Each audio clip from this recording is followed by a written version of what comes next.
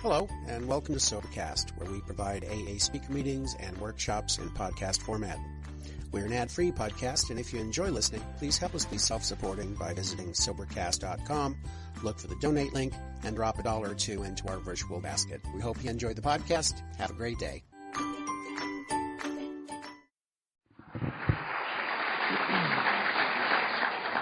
Hi, everybody. My name is Angie, and I'm an alcoholic. First of all, I want to thank the committee for having me here. This is a great hotel, and I'm just really glad to be in Nashville. When I was younger, I always wanted to come here and be a country singer because I had saw Charlie Pride. You know, do you guys remember Charlie Pride? Yeah, I just kind of wanted to go up to him and go, Charlie, good idea. You know? But I'm really pleased to be here.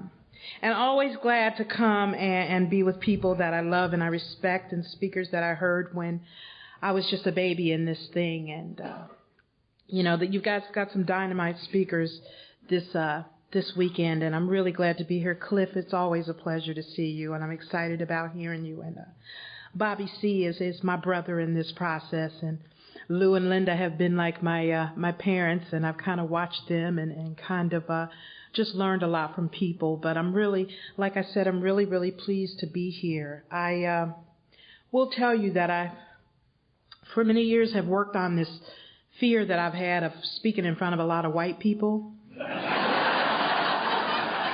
I want to thank you, Nashville, very much for bringing that all back to me.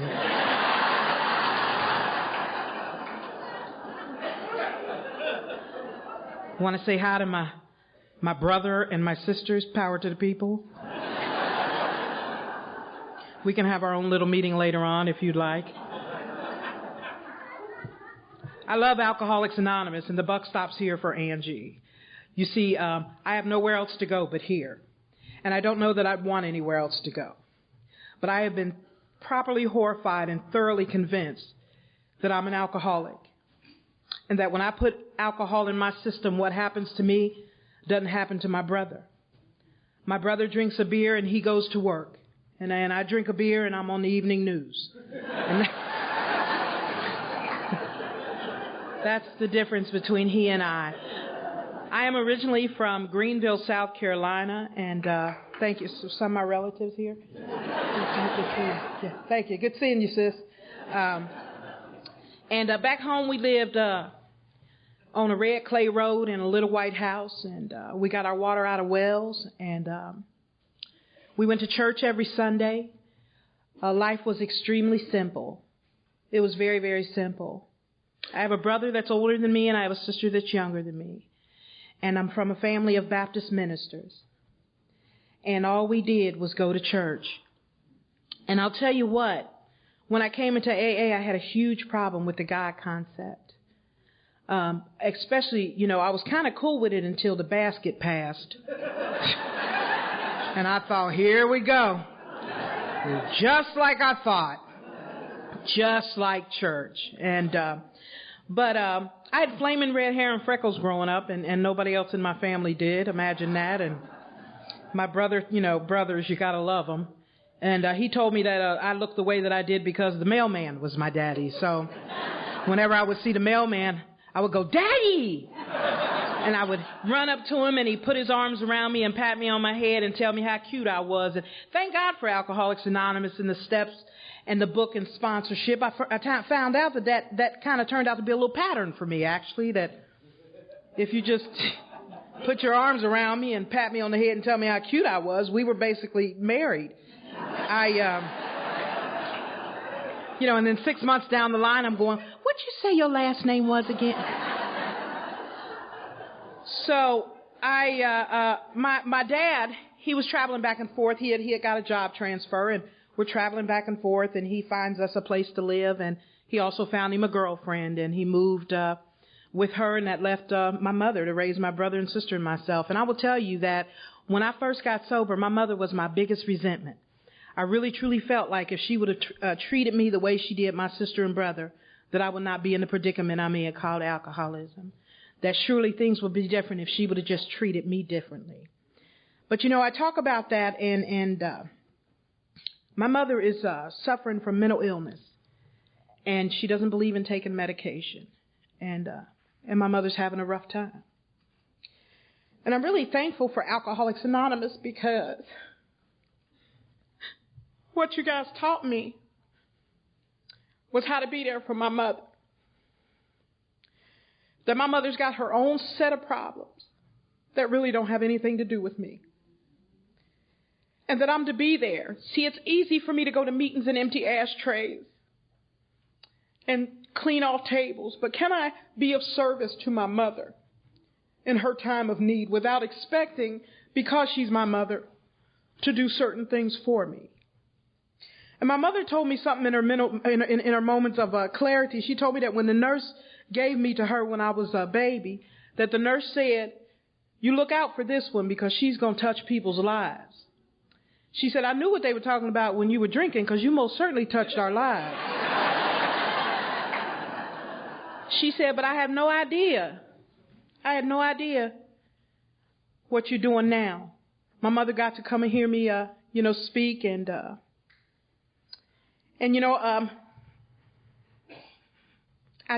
I get a Kleenex? Because I don't want to electrocute myself up here. Because I'm going to cry. That's just the way it goes. Thank God. Thank God. So usually some al-anon comes running down the road. Thank you. With a whole handful of Kleenex.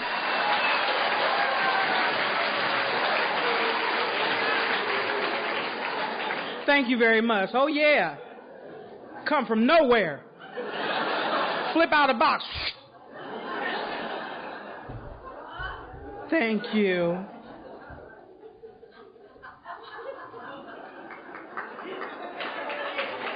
Thank you very much. Where was I at? My mom. So my mother decided that because she cleaned bathrooms for a living down south, she decided that when we got up to Cincinnati, Ohio, that she wanted us to have a good education, and she sent us to Catholic schools. And my mother worked 2 jobs as a waitress to send both of her children to Catholic schools. We weren't allowed to say certain words. We had to speak proper English. My mother always told us that we had a strike against us because we were black. I don't think that she meant that in a negative way. She meant that so that we could work harder to be everything that we could be. And so my mother decided to send me to St. James of the Valley Catholic School. And now I was a red-haired, freckle-faced girl with a white blouse and a plaid skirt and black and white Spaldings, and I got beat up on a regular basis because it just did not look normal. It didn't look normal. You know what I mean? I had a real huge afro, and it just did not look normal. And I'm okay with that today. Because if I saw somebody that looked like me, I would, probably run up and hug them. But, you know what I mean? It just didn't look normal. And there was this girl named Squeaky. Squeaky was like 6'10" in the 5th grade. And, she had her little posse that she hung out with. And one day they stoned me on the way home from school. And I listen to all the albums. Oh, she got stoned. Did you hear her, Marge? She got stoned. No, I don't mean that I smoked weed. I meant that they actually threw stones at me.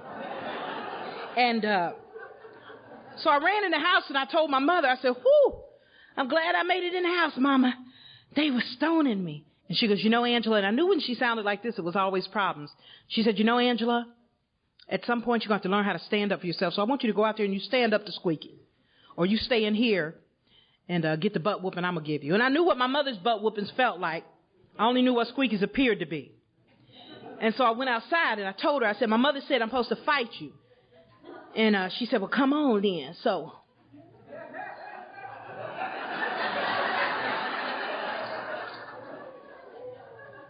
and I closed my eyes and I reached up. I got her right here. Oh my God, I could not believe it. Happiest day of my life. Happiest day I had fought the giant.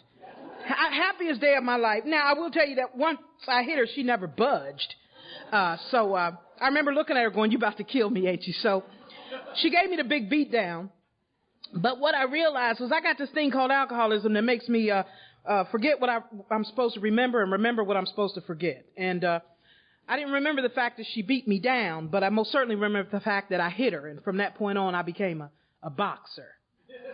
And I fought everybody, all the way up into the rooms of Alcoholics Anonymous. I was known as the knockout queen.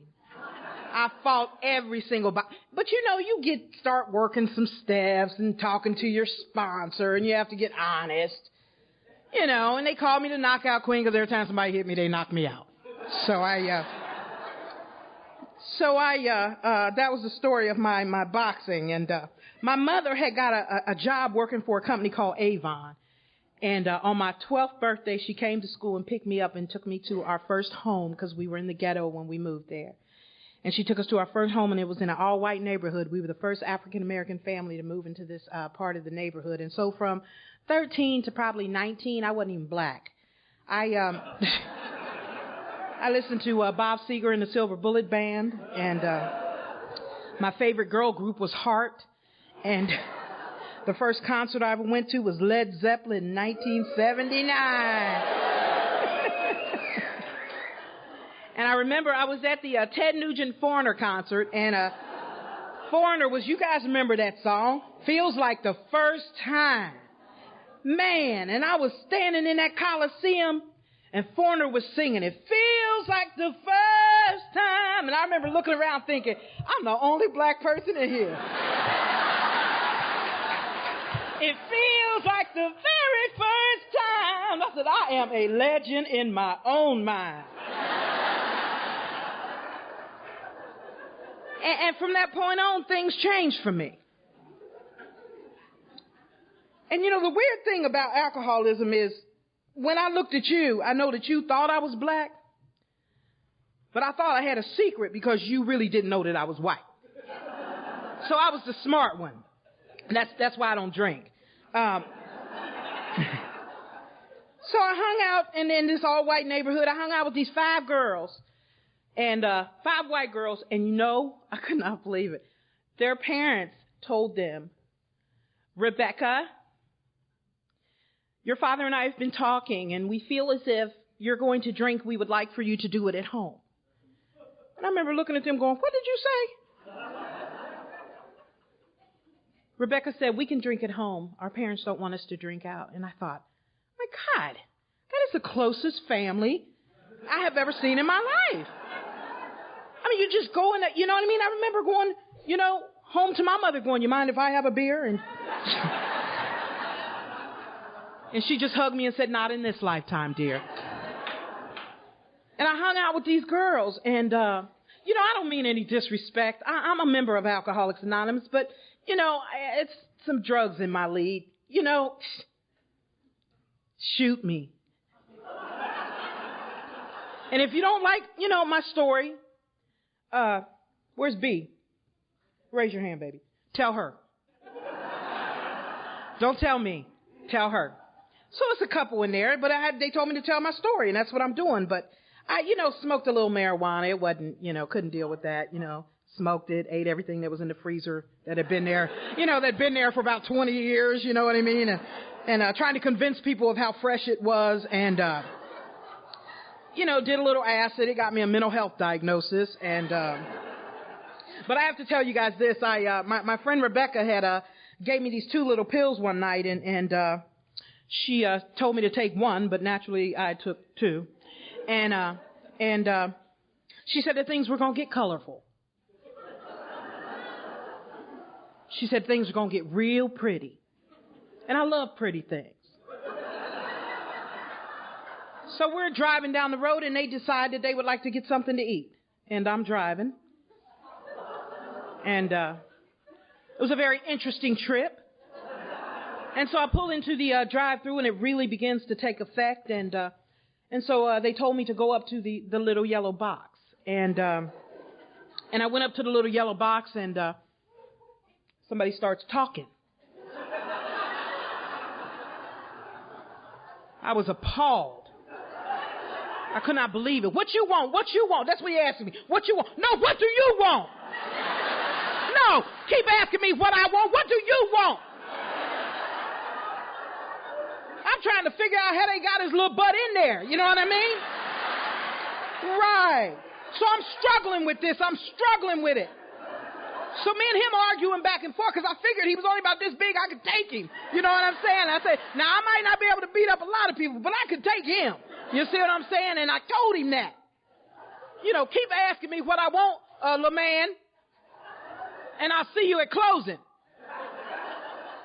So then we get up to the next window. She want my money. So then, 1085. What? What do you want why are y'all sweating me? So I get to the next window, he pushing bags, I'm pushing him right back in there. So we tussling. See, this is why I don't do drugs. See, I know I'm an alcoholic. First night I went to jail, that night. Officer comes because somehow or the other my car just stopped at that window where I was pushing the bags back and forth. And I don't know what happened. So they called the police because it was all backed up, you know, traffic into the street. And they called the police and he came and asked me my name and I told him it was R2D2. And, you know, and they don't take kindly to falsification. So I went to jail. And, you know, so I tell you that but just to, you know, let you know that drugs and me, we don't particularly get along. I go to jail. Alcohol was my thing. And my friend Rebecca, she had bought a brown bag over to my house one day. It had 2 bottles in it. She gave me mine, and she gave me hers and told me that her brother had schooled her in the art of chugging. And some of you have chugged. And she said, you turn it up until you just can't drink no more. And it was Boone's Farm apple wine. Oh. Y'all crazy. You know, I talk at church on a regular basis. When I tell them I drank Boone's Farm apple wine, they don't have that kind of reaction. But no, you come to an AA conference and mention Boone's Farm. Oh, yeah. So we all belong. So I drank that alcohol, and I know for a fact what happened to me did not happen to my friend Rebecca. And my looks changed. I didn't budge from the spot that I was at. My hair was no longer red. Freckles began to fly off my face. I turned into somebody that I wanted to be. Not who I was or who I perceived myself to be, but who I wanted to be. I could sing. I could dance. I could talk to people. People thought I was funny. The whole shebang. And I knew, and I hear a lot of people say they didn't want to drink, and some people were able to do things in their lives that I couldn't do drinking. Because just like it talks about in the book, when I put alcohol in my system, alcohol became my master from the very beginning. And all I could do was drink, and I set out to do that. Because I realized anything that could make me feel that good had to be done on a regular basis. And I began to drink. I began to no longer listen to my mother. My mother's illness was beginning to take effect. And all I could do was drink. I couldn't show up for school. I only went to the 8th grade because I drank. The most important thing to me, more so than anything in my life, if I could drink, and if I could drink the way I wanted to, I was all right. And it's the way that I dealt with everything. Couldn't deal with pain. Couldn't deal with life. And I just drank. My dad had got me a job at a recording studio. And I don't know if you're an artist. I am. And you wait for that person to come and say, oh, my God, I just heard you sing. And I just happen to have a contract in my back pocket. And I was in a bathroom and I was singing. And when I came out, this tall gentleman was standing there. And he told me that he could make me famous. He said all I had to do was go to Las Vegas. And so I called a family meeting. And I sat my family down and I told them, I will be back for you.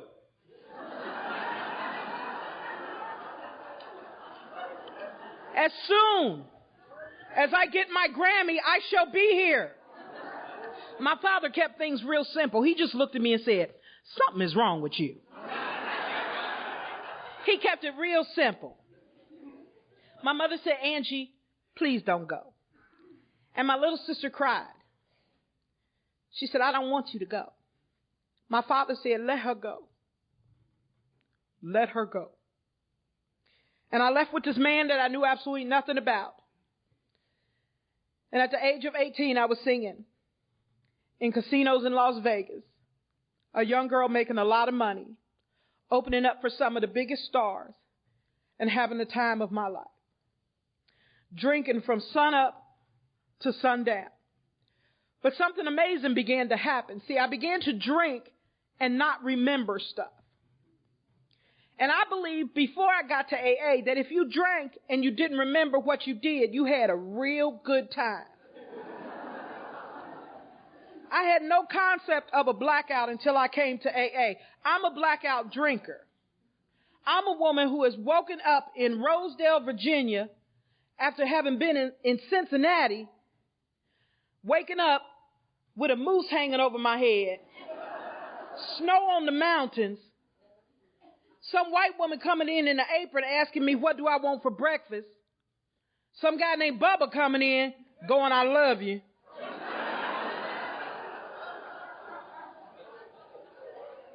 And the same thing was happening in Las Vegas. I got toothless guys named Zeb going, but you told me you loved me so much.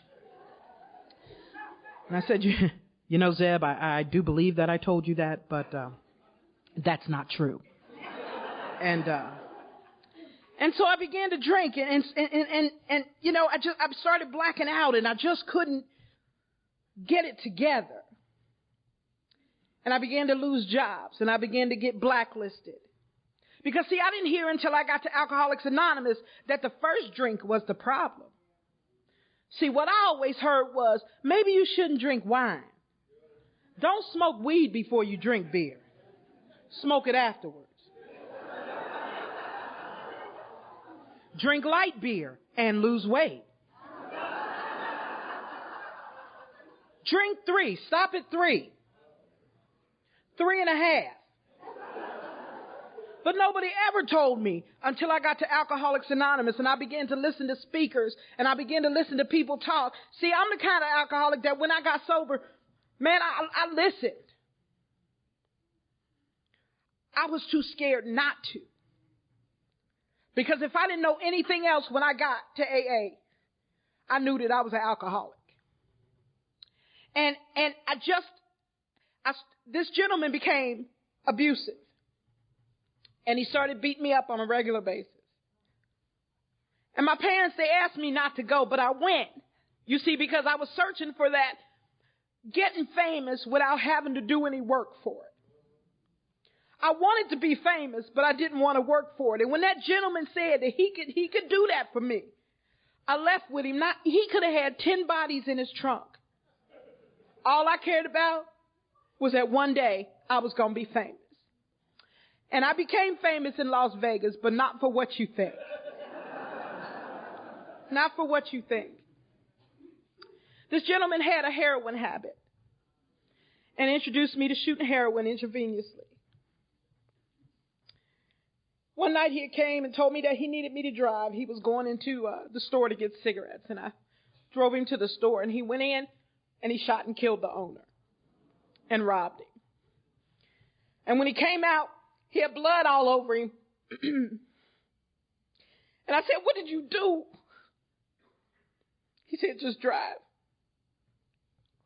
And they ended up catching us blocks away. And so what it seemed like to me, y'all, was that I picked up a drink of alcohol at the age of 13. Now I'm on trial for murder. Some people can tell you when they drink what's going to happen.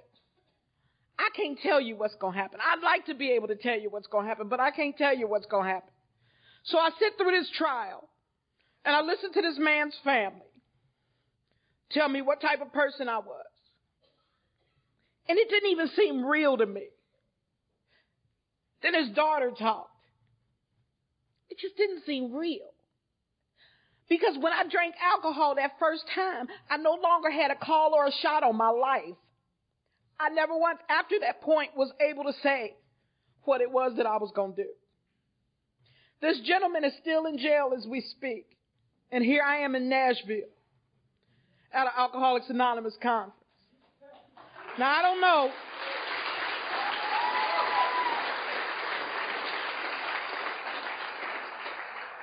I don't know why God works the way that he does. But I'm so thankful that he watched out for me. You just don't know how thankful I am that he watched out for me. Because left to my own devices, I'd be dead. Left to my own devices. So the governor gives me a floater out of the state of Nevada, which means and says, as long as you are black and you will not change colors, may you never come back to Nevada. No problem. And I left Nevada and I went back to Cincinnati. And I told my family, that's it. I'm done. I'm ready to get my life together. One of the reasons why when I hear that people drink again, I don't really give them a hard time. Because every single time that I said I was going to stop, I meant it from the bottom of my heart. I just didn't know that I had this thing called alcoholism, but I meant it every time. And see, the one thing that my family had a hard time with is that they had a hard time with the fact that it was just words to them. But man, I meant it. I meant it. But to the untrained eye, we appear liars. I didn't want to drink. I didn't want to drink. I wanted to get my life together. And it lasted me all of 2 weeks. We were riding on the bus, my brother and sister, on the city bus in Cincinnati. On Sundays, they used to have this thing called Sunday Pass riding, and you could ride the bus, city bus, all over town for free. And we drove all over the road, all over the place, and we got to a corner of Liberty and Vine in Cincinnati. And it's not a pleasant place. But when I looked out the window, there was pimps at this restaurant in the parking lot, Cadillacs and Lincolns. They were listening to Shaft on their little 8-tracks. You see. And I remember my little sister looked over there and she said, boy, you couldn't pay me to go over there. And my brother going, shoot, me neither. And I'm sitting there thinking, I'm going over there tomorrow. And I started riding this bus downtown on a regular basis. Drinking at the worst of bars. Just drinking. One night I was shooting dope. Somebody shot ice water into my veins. By this time in my story, I am living on the river in a boarding house for wayward women. And they shot this water into my veins, and it's the closest thing to death that I ever felt. And all the way, it was 17 blocks from where I was at to where I lived. And every step that I took, I just saying, God, please. I don't want nobody to find me like this. I don't want to die like this. I'm a believer in angels. I need to tell you that every circumstance or adversity that I came up upon, there was always somebody there.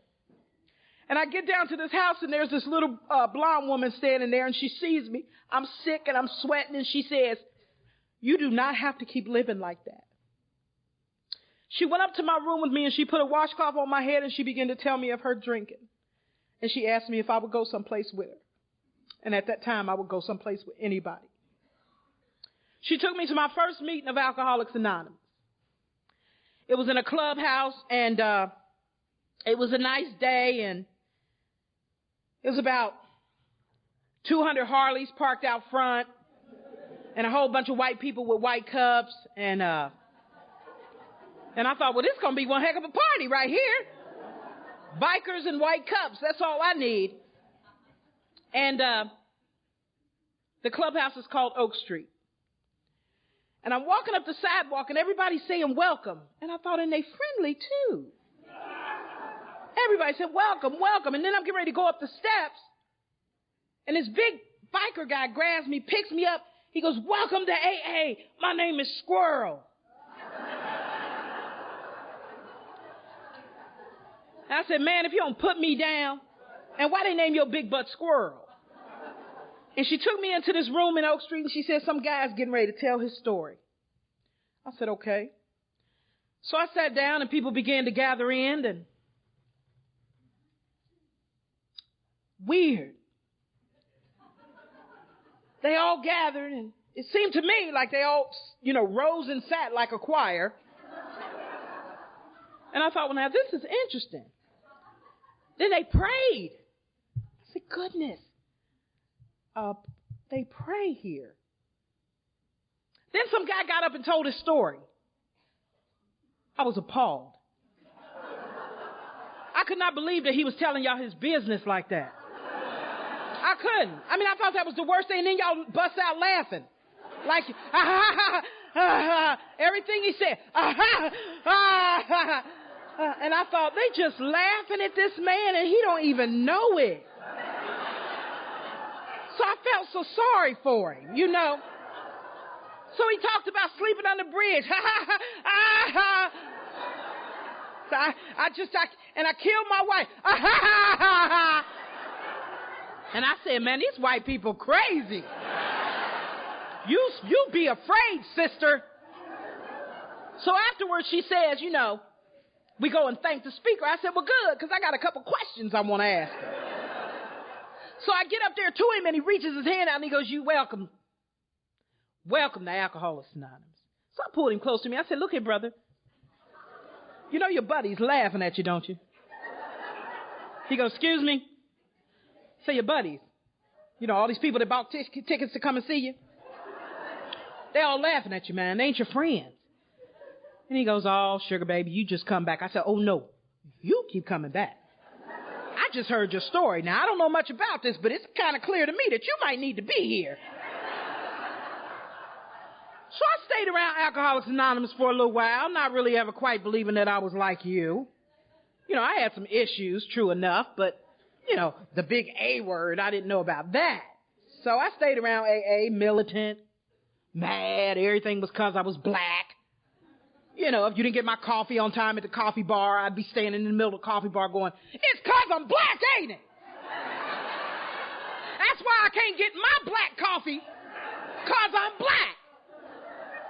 And my sponsor, she's from England, and she would say, would you sit down? I said, well, I got to let it be known what's happening up in here. Yeah. I said, as a matter of fact, I'm going to need to talk to you with this little sponsorship thing we talking about. You being white and me being black, I'm a little sensitive all with civil rights and all. And, and my ancestors were slaves. And she said, really? She goes, what slave do you know? I was like, well, I don't know none personally, but that's what they told me.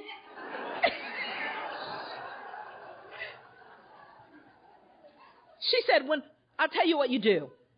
She goes, you go through the big book of Alcoholics Anonymous, and if you can show me in that book where it says that I can't sponsor you because you're black. I was like, no problem. So I started reading. Doctor's opinion, white people stuff. Bill's story, who's Bill? Here lies a Hampshire Grenadier. What the hell's a Hampshire Grenadier? Okay. How it works? No. A vision for you. Would it be in there? No, it wouldn't. It was in the back of the book, in the stories, where this African-American woman went to a conference, and she was the only black woman there. And in her story, she said, they never treated me any differently. That's what she wanted me to see. Newcomers. If your sponsor tell you to read something in the book because you done said something stupid, it ain't in there. It ain't in there. You know what they want you to do? They want you to read the book. So they tell you to find something. See, they're smarter than we are. They want you to find something. They tell you just read the book. Just start at the beginning. And then you looking, keep going back, searching. But it works. It wasn't in there. But the bottom line was that she's my sponsor and has been my sponsor for the last 15 years. And I love her, cause she's one of those women who weren't intimidated by me. You know, like when I told her, I said, you know, you gotta watch how you talk to me, white lady, cause, I've hurt people. She goes, I know, the knockout queen, I know. Ooh. You scare me. Ooh. And I was like, you know, this relationship ain't gonna really last long, I can tell right now. So I'm in AA and, you know, I know they ain't got none in Nashville, but they start coming into AA with this little crack problem. I know y'all don't have it here. I know Nashville's free of crack. God bless you. In Cincinnati, it's an issue. So all these people are coming into AA. All of them weighed the same thing. I said, do y'all stop smoking this stuff, all of y'all the same day? And then you say, let's go get some help. So they start coming in. Oh, I'm AA. I told them, oh, no, we can't have that. This is Alcoholics Anonymous. Maybe they'll come up with a Crackaholics Anonymous. But this is Alcoholics Anonymous, and this is all we deal with here. So you can stay in the building, but go over there and sit at that round table. I'll be with you in a minute, and I'll sponsor all of you.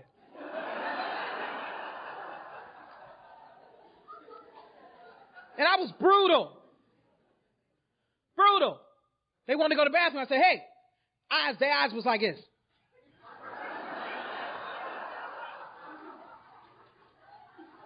They said, Miss Angie, can I go to the bathroom? Yeah, hurry up. They'd be in there 10 minutes. I'd be at the door. What you doing in there?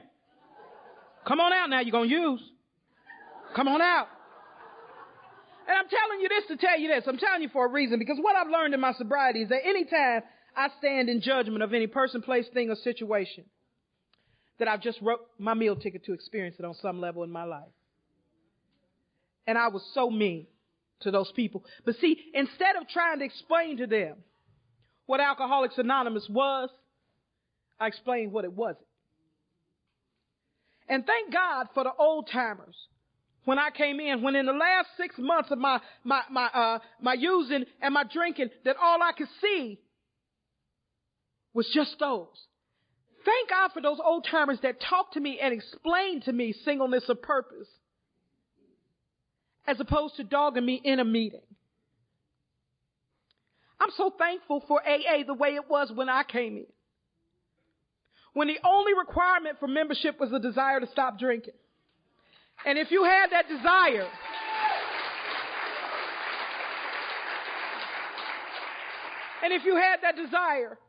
people leaped out to help.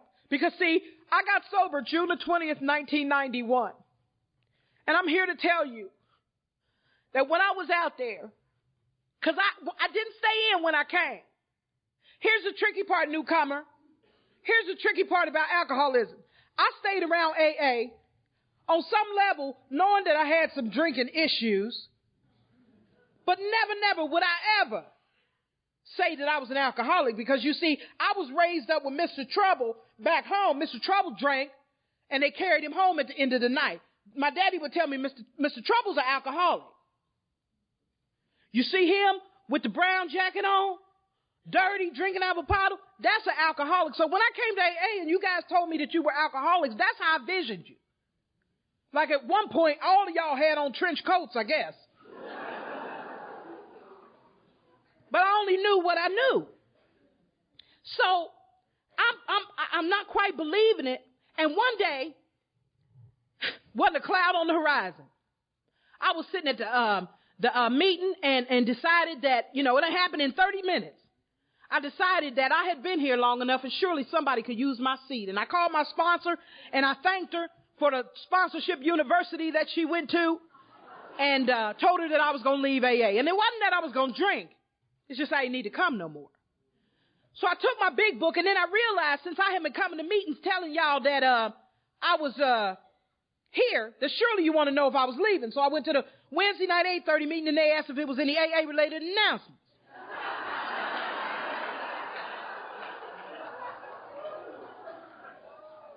Old timer say, Angie, I said, look here, people. Thank you very much for the really big book and, the live and let live and keep it simple and all that stuff. But I'm going to roll on up out of here. I appreciate everything. And I hope that y'all realize that drinking is bad for you.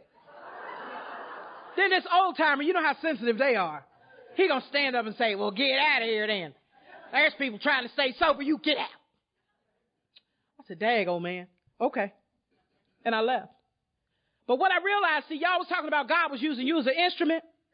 God was using me as an instrument too. And God was using me as an instrument to go and find black people and bring them into Alcoholics Anonymous. So I took my big book and I left and I said, the first African American I see staggering drunk or showing any signs or characteristics, I was going to carry the message of Alcoholics Anonymous. So I get on the city bus going downtown. A brother gets on, staggering a little bit. I slid over next to him. I said, look here, brother, you been drinking? He said, yeah, I had a little something. I said, you might be an alcoholic. So he started cussing me out. And so I told him that, the people from the AA club told me you would probably react like this to my information. So therefore, I'll have to give it to you in the only way that I know how. So I turned to chapter 5 in the book, and I read it as I had been taught by my forefathers. I said, rarely. Did you hear what I said? I said, rarely have we seen a person fail who has thoroughly followed our path.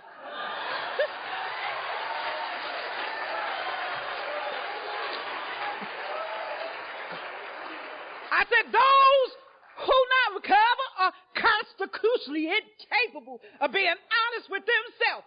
There are some unfortunates. They are not at fault. And the bus driver said, oh, hell no. He said, you got to get off this bus. So I got off the bus. I told him he was an alcoholic too. And I headed on downtown to the bar where I knew it was some black drunks. And I walked in and they were dancing, having a good old time. They dancing, singing. I went over and I pulled the plug out the jukebox and I told them, I said, black alcoholics, they got a place for you. It's called the AA Club. They will help you. They said, well, what you doing down here? I said, oh, no, I'm finished. Now I got to come out and help y'all. That's what the steps 27 says. So I'm down here in this bar trying to help people with my book when suddenly the thought crossed my mind. Y'all know it isn't more about alcoholism. Suddenly the thought crossed my mind, just like dude in the book. Dude in the book says, suddenly the thought crossed my mind that surely I could put some whiskey in my milk. I sensed that I was not being a bit too smart. That was me. I sensed I wasn't being a bit too smart. But I looked at the bartender. I said, sugar baby, give me a shot of gin. She said, oh, Angie, come on, you ain't drank in a... Girl, give me a shot of gin. I graduated. And I took that shot of gin, and 45 minutes later, I was in a crack house. Me. But I'm going to tell you something. I'm an alcoholic, ain't no doubt in my mind. But that crack cocaine, whoo! Every time I see a sugar cube, I just...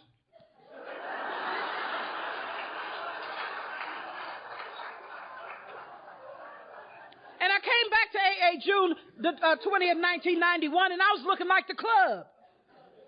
I'm down to 85, 90 pounds. My hair ain't been combed. My hair is matted to my head. I haven't had a bath in weeks. And everything that you guys said to me was going to happen. You told me that it would get worse, never better.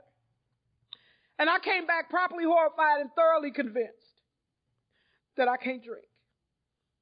And that one leads to the other for me. And I came back and I called my sponsor and I said, will you sponsor me again? She said, I absolutely will. But things was different this time for me. Things were different because I was properly horrified and thoroughly convinced that I can't drink alcohol. And I began to go with my sponsor to conferences. And I used to sit and I would look at people like Lou and Cliff and you know what I mean? And I would think, man, I wish I could do that. Maybe one day God will see fit. Because they just talked with a fever about AA. And they talked about AA with a love. And I wanted that so desperately. And I came back and I just started doing what my sponsor told me to do. Newcomer. It says our book is meant to be suggestive only. Look, they telling you what to do. They telling you what to do. Thank God. She didn't go, I suggest, that maybe should you, want to go to a meeting. My sponsor wasn't like that. She told me what to do, and I needed that because I didn't know how to live life on life's terms. I was clueless. All I knew was anger and that everything was about I was black. And I began to go on these conferences, and then she took me in and she started having me go on the institution meeting. She had me look at that first, second, and third step. We did that third step in the room at Oak Street on our knees. And for the first time in a long time, I just felt like it was going to be okay. And then in that room, she laid the book out and she showed me the 4 steps. She did not tell me when I felt like having it done. She gave me a date when it needed to be done. And I did it. And when we did my 4th and 5th step, we also did 6 and 7.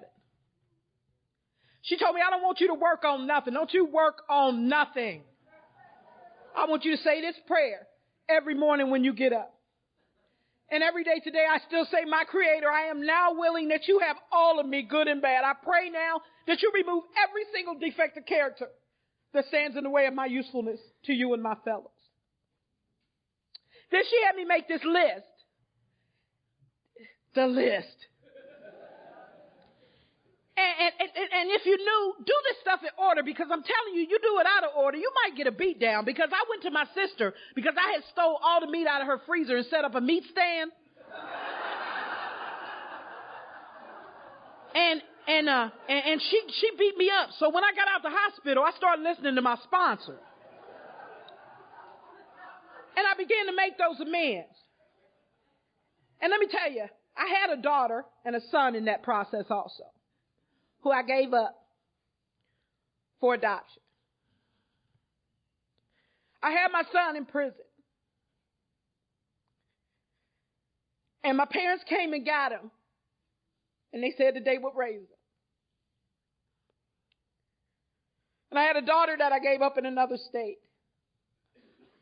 And my mother and my father said, Angie, bring her home. We'll take care of her. Because I couldn't take care of her. And when I got sober, people were telling me, get your child, get your son, get him. But you know what?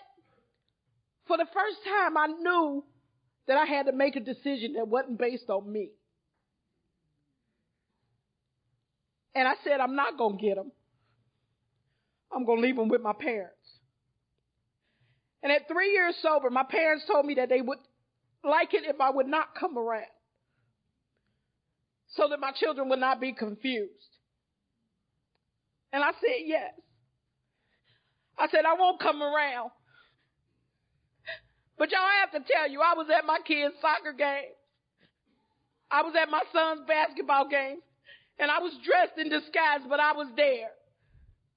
Because some old-timer shared with me that I was connected to my children spiritually and that there was nothing that anybody could do to take that away. And I began to go and see them. You don't know how hard it was not to go and just put my arms around them and tell them how much I love them. I need to tell you that my daughter is 19 years old. And she called me on her 18th birthday. And she said, I want to see you. And I went and I met my daughter.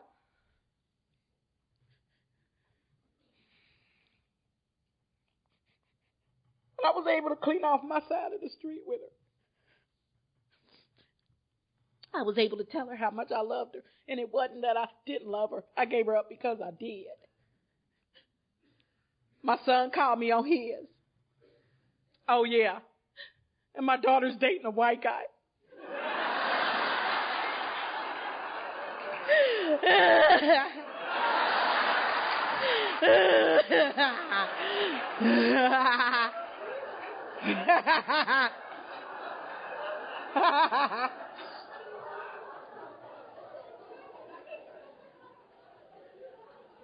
My daughter is attending Grambling State University in Louisiana.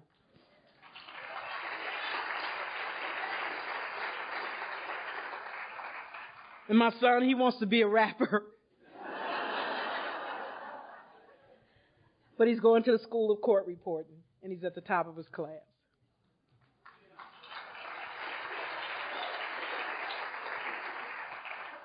It ain't about nothing I did. God is good. God is good. I told you I wasn't educated when I got here. I'm in college at the University of Cincinnati.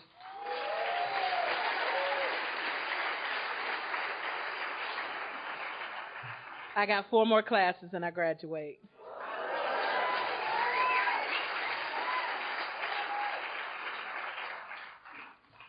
Changed my major, and I will be getting my bachelor's in psychology with a focus on all addictions.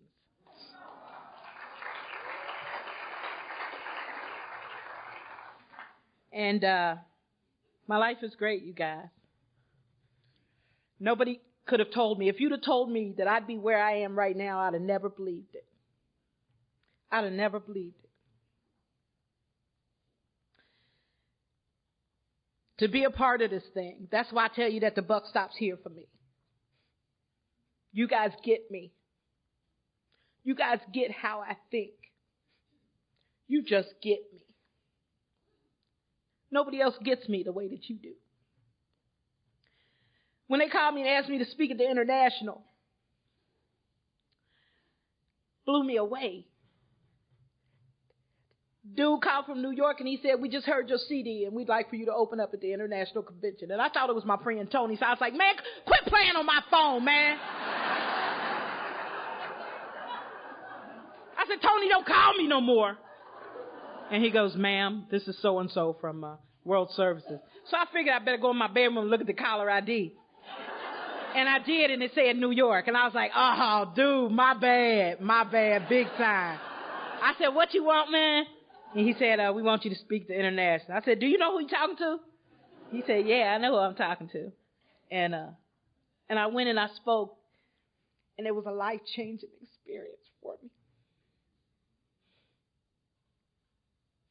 How do you get from being homeless, a homeless drunk, to talking in front of 55,000 people? How do you get there? God is good. All the time. And I remember I walked out there and I looked out and I couldn't see anybody. And then I turned around and I looked up and it was like I had the biggest head I had ever seen in my life. It was amazing. It was just awesome. It was just awesome. And I've been traveling and having the time of my life and doing what I feel to be God's work for me. And but a long time ago back home, my grandmother used to sing this song. And y'all mind? And I think it tells the story. And I'll close with this.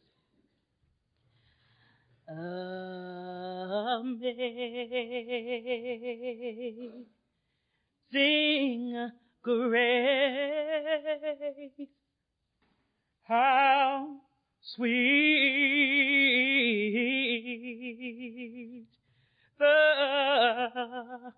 the sound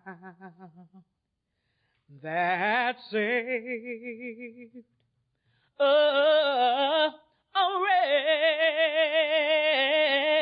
like me. See, I was lost, ooh, but now I'm found. I was blind, but now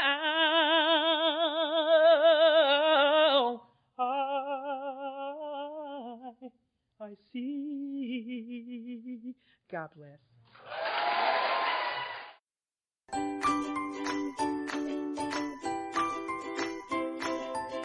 Thanks for listening. I hope you enjoyed the podcast. Sobercast is ad-free, and we'd like your help in order to keep it that way. So if you'd like to help us be self-supporting by pledging $1 or $2 a month, visit Sobercast.com and look for the donate links. Thank you very much.